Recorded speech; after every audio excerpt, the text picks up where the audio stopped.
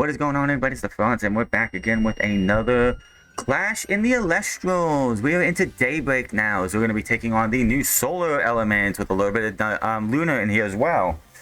But yes, we're going to get started here as we take on our new opponent here. They drew first. They got the dice roll, so they get to go first here. First 5 cards, obviously. I'm really excited to see what we can get here in DayBreak. Of course, I'm not using my normal deck. I'm using the Kryoscorch deck here. So they're going to figure out what they want to do here. As you can see, they're figuring out. By the way, I love that playmat there. Very excited for DayBreak with all the new cards. Solar, a little bit of Lunar. Can't wait for Moonrise coming later this year, or early next year. As they try to figure out what they want to do.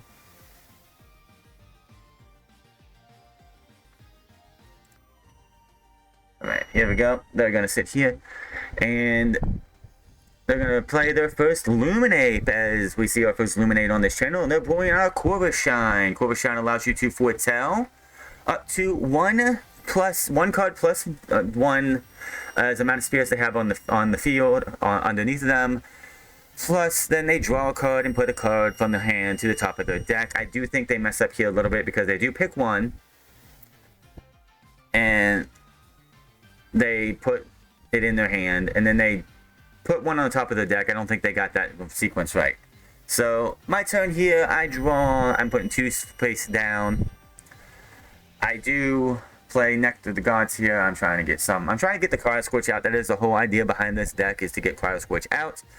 I play 1, and I'm going to play Pharogeist in attack position. Pharogeist, of course, can destroy any face down Elestral, any defense position Elestral, no matter their defense, but does no damage this turn. So that is basically what I'm going to do here, is take my Pharogeist. They have no back row. I'm going to destroy their Corvishine. I am down to 17 spirits after that, and they are down to 19 as they go. They are going to then play Temple of the Sun, which is going to boost all Solar Elestrals +1 plus the +1/+1 for attack and defense as they go. And then they're trying to figure out what they're going to do next. Again, Solar, I still don't know everything of Solar, so putting this together, I had to bring up the Elestrals card pages to get their effects right. They do bring out Cathmill, which if destroyed can return up to, which destroyed or ascended, which is basically destroying the Cathmill itself. Return 3 Solar or Lunar in any combination spirits to your from your spirit deck. So they do attempt to go to combat here in a moment as they're setting themselves up.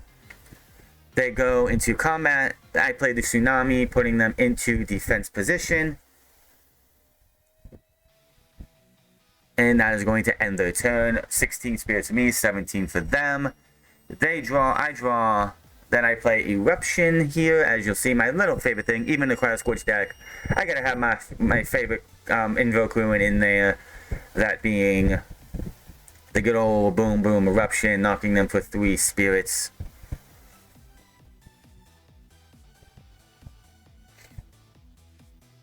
Always gonna be in one of my. If I got any fire in my deck, I'm definitely wanting to play Eruption in there somehow, some way. Speaking of fire, as we're gonna drop the spirit down right here, we're gonna grab a spirit and we're going. If I can get the right spirit, because I only need one. And I'm dropping spirits left and right. I'm going to play Volseries, which is not built to be a powerhouse in this deck, just here to take damage or take hits. I destroy their Cathmill with their Takwa and then hit them for 1. They do get the effect. So basically, they're only getting 1 spirit back. They're getting 2 spirits back, so they're down to 16 spirits. As I played Eruption, that hit them for 3 spirits, knocking them down to 14. Bringing 2 back, basically, for the Cathmill, allowing me to get them to about 16 spirits. So there's that. So we're gonna do this again here. They are going to put another Cathmill in attack position here.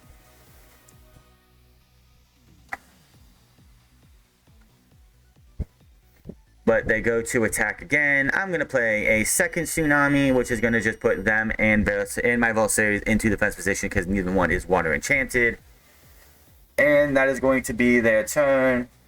Very quick game going so far. This game did at the start feel like it was going a little bit quick. I draw.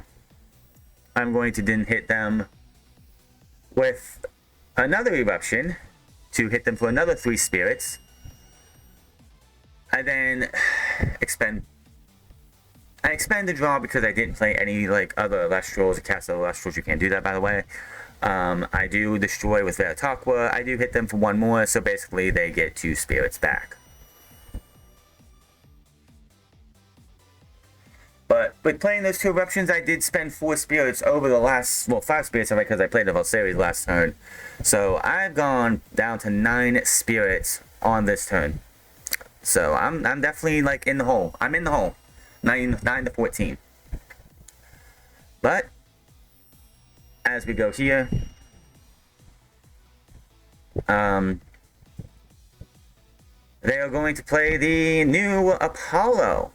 As they're going to come out here, they're going to have Apollo come out with 4 spirits, which is going to knock them down to 10 spirits here. They do disenchant 1 to do the Apollo's effect, which is to foretell 3.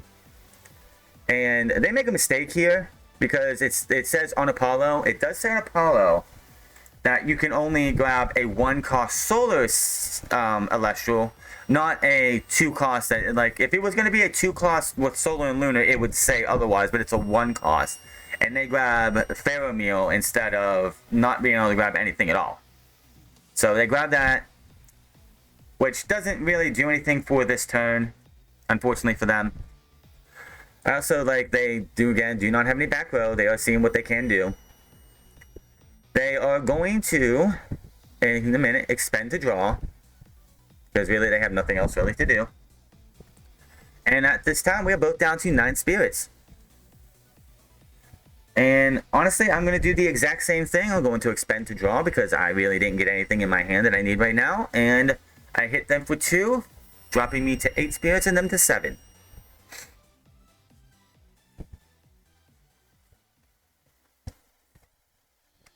Now, here, it's my opponent's turn. They are going to draw.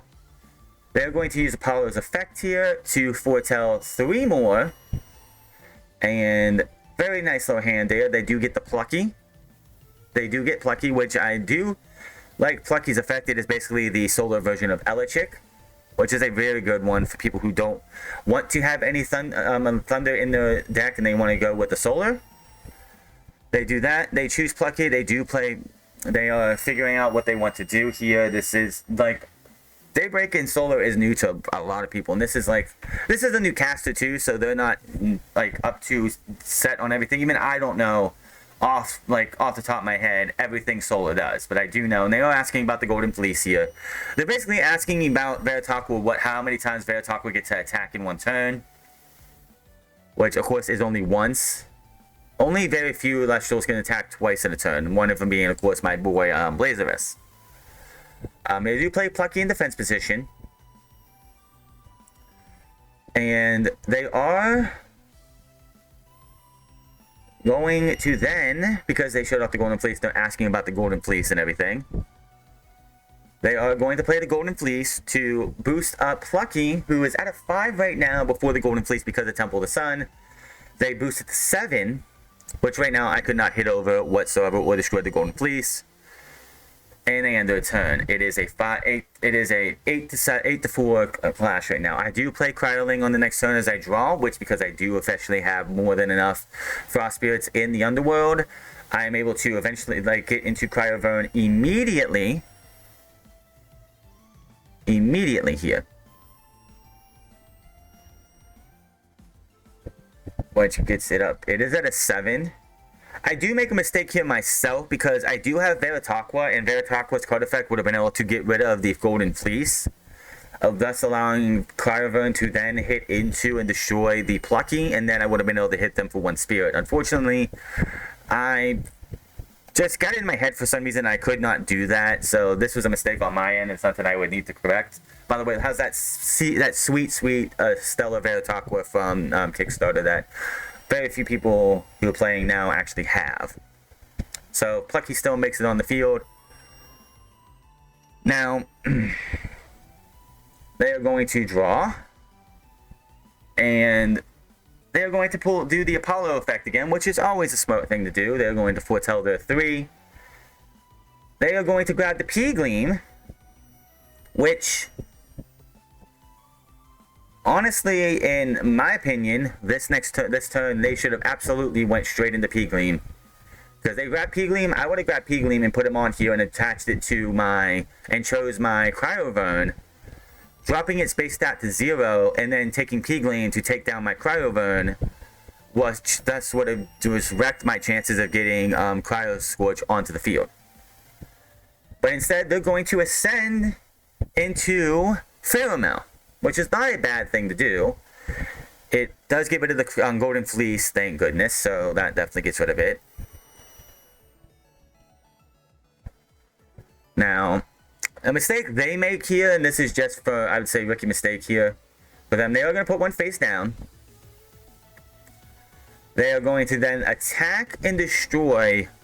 Because they are at a 5 right now, they could destroy Veritaqua or they could destroy Volceres. They go for the Volceres, which, in my opinion, this is to any caster out there who is new. If you see Veritaqua on the field, you need to get rid of that as soon as possible. Because Veritaqua, you can't play defense as long as Veritaqua's on the field.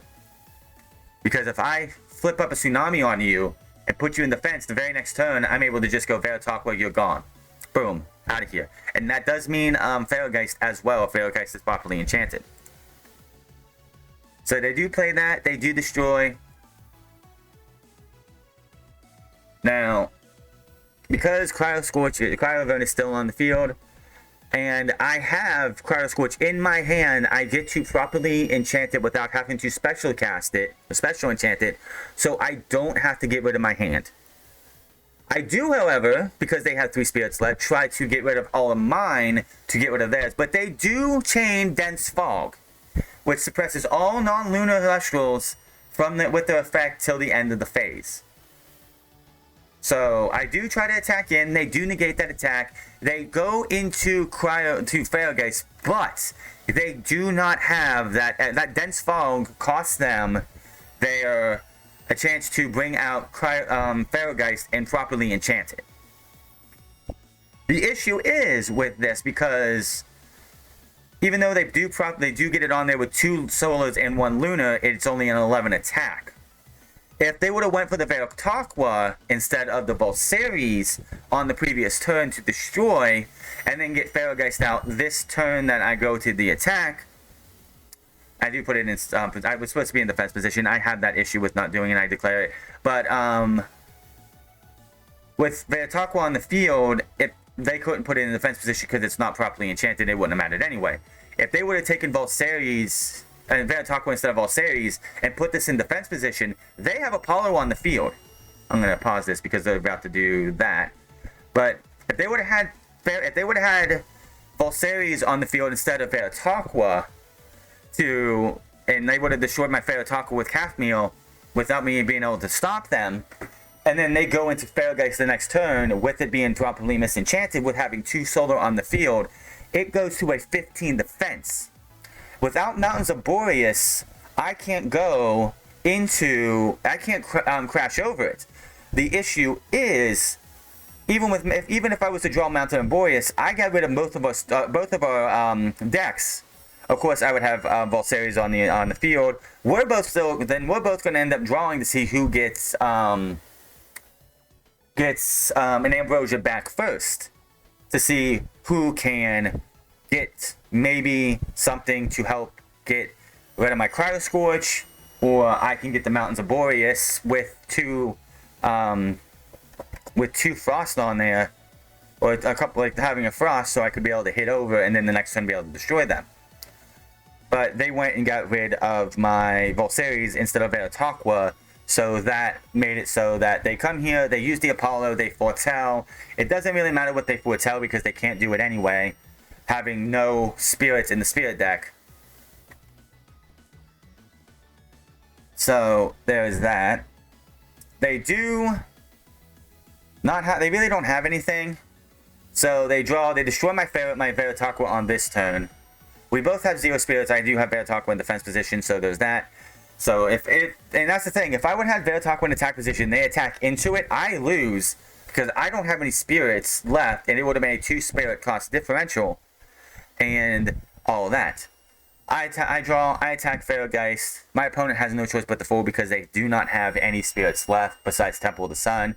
Even if they get even if we went into the next turn, they didn't get an Ambrosia to play off the Temple of the Sun, and they really didn't have anything else, and I would have been able to just destroy them in a turn or two. So that is how the clash is going to end, with Kryoscorch winning, picking up a W against Pharogeist. One of the biggest things that everyone needs to know about when it comes to Elestrals is spirit management. Yes, that dense fog did help keep the game going a little bit more. That was their last spirit for Lunar. If they would have had a second Lunar spirit on there, I would have had no way. I would have been able to get this thing off the field even if they would have put it in defense position because of Veiltalk. So when of course they would have taken Veiltalk out that way, I wouldn't have been able to destroy them unless I was able to have an Earthquake or a second Veiltalk, which unfortunately I do not have in this deck. And this would have been how do I get this off the field?